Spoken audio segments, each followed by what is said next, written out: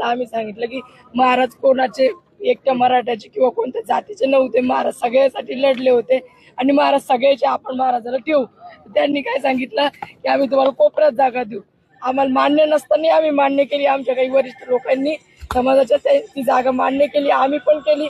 वर्गणी चालू झाली, त्यानंतर आमच्या सुरुवात माझ्यापासून झाली, आम्ही दिली. त्यानंतर परत सरपंचानं कटरस्थान रचून परत आमच्या नावाची कंप्लेंट घेऊन गेले, पण चंद्रकांत पाटलांनी त्यांची कंप्लेंट घेतली नाही.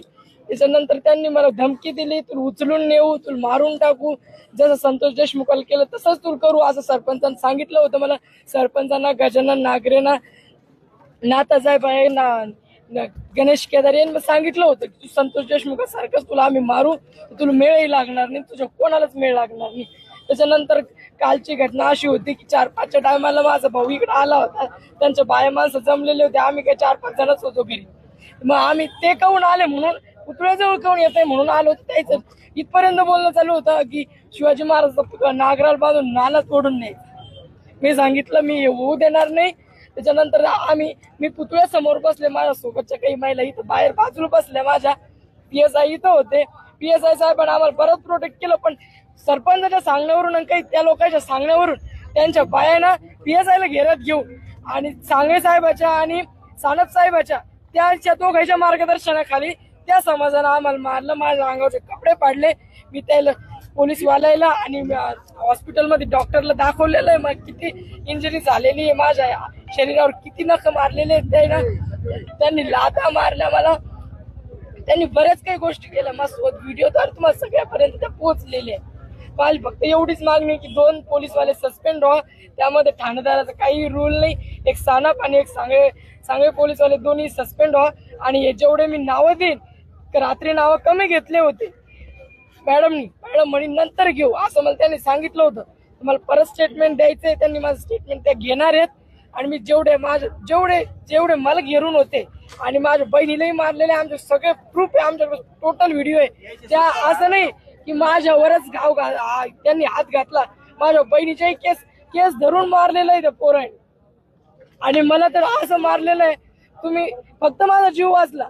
जर कधी सानप साहेब माझा मोठा भाऊ लुटत नव्हता तर राजू सोरणे नावाचा पोरगा माझ्या डोक्यात दगड पण घालत होता.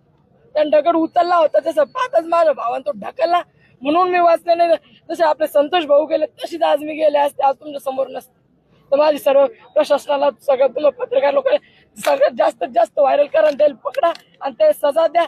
असं नका करू की आज पकडलं आणि उद्या सोडा, असं नका होऊ देऊ. फक्त एवढीच माझी प्रशासनाला विनंती. तुम्हाला मारणाऱ्या महिलांवर अत्याचार करणारे किती आरोपी असू शकतात? तो टोटल समाज होता, पण मला घेरलेला 30-40 जण होते, 30 जण होते. तर त्या 30 जणांनी लाता मारल्या, मला पाय धरून असं फरकाडलं त्यानं पूर्ण. माझ्या उजव्या पायाला घासलेलं आहे.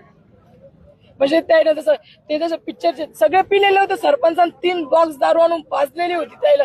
त्या पिक्चरचा सीन होतो की नाही, हिरोईनला मदत घेऊन मारते, त्या पूर्ण नियोजित होतं. ते फक्त आम्हाला माहिती नव्हतं. आमचे लेकरं पण इथं होतं. 2 घंटे माझी मुलगी म्हणून माझी भाषी गायब केली होती. 2 घंटे, 1.5 वर्षाची मुलगी, एवढंही ध्यानात नाही आलं. रोज आम्ही गावात राहतो की माझी पोरगी 4 वर्षाची.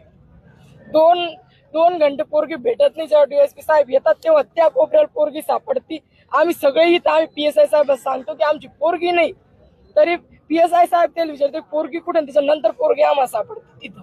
म्हणजे ती आम्ही तर नाही नेली, आम्ही तर इथंच होतो. आता तुमची काय भूमिका असते? माझे 12 वर्षाची भाषी आहे, तिच्यावर पण यांनी मारायचा प्रयत्न केलेला आहे. नखल लागेल, गळ्यात पोस्को दाखल व्हावं, सगळे गुन्हे जे मी सांगत ते गुन्हे दाखल व्हावं, कायद्यानुसारच व्हावं, पण गुन्हे दाखल व्हावं आणि त्याला सजा व्हावं. त्याला फक्त अटक नाही होऊ, त्याला सजा व्हावं अशी माझी प्रशासनाला विनंती.